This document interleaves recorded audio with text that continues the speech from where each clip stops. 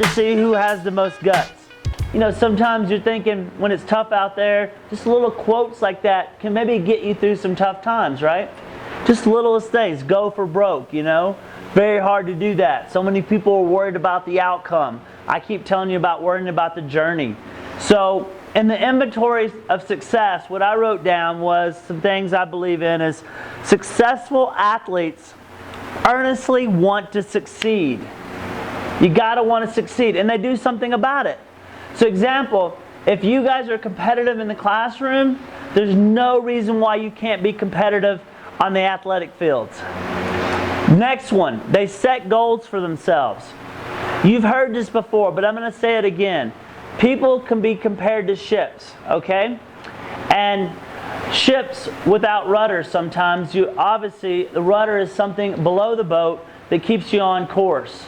And if you don't have a goal and you're trying to get from point A to point B, it could potentially take you months or years to get to that. But sometimes, like this summer, Olivia, if you can spend the time and focus on your rudder, meaning that's what you're doing each week, is you're building foundation and you're focusing, building your rudder so you could potentially get from point B in a more shorter time.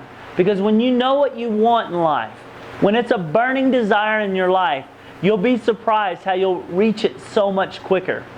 I've been talking to a lot of our collegians and counselors that are actually a little further along than you guys are, and they're questioning and asking me, should I go abroad? Should I go maybe try some work a little bit first to see what I want to do? And I said, you betcha. Just make sure you can get back into the system, because when you know what you want, it'll come so much quicker. The hardest thing to do in life is to take a chance on yourself and then accept full responsibility for the outcome.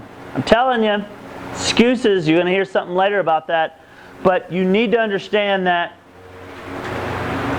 responsibility for your own success.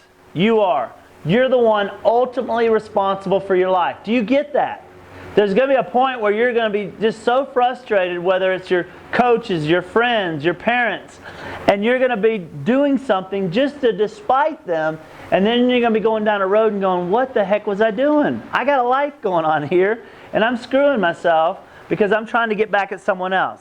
Whether it's your stepdad, whether it's a friend, whether it's your stepmom, whether it's your mom, whether it's your dad, always remember, it's ultimately your responsibility.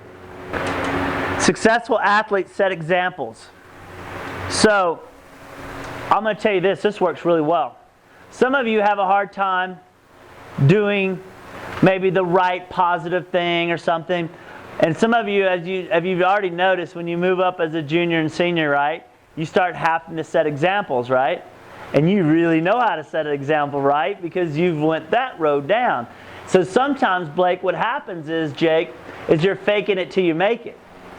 So example, when you got to put this persona on, right, starts happening. Because the things that you do and how you act is a direct effect, and it starts happening in your life. You wouldn't believe how my phone blows up on a daily basis. And sometimes I can't look at it. Because if I look at it, my frame of mind's not going to be what it needs to be. You need to have that music I was talking about. You're in that zone, don't get out of that zone.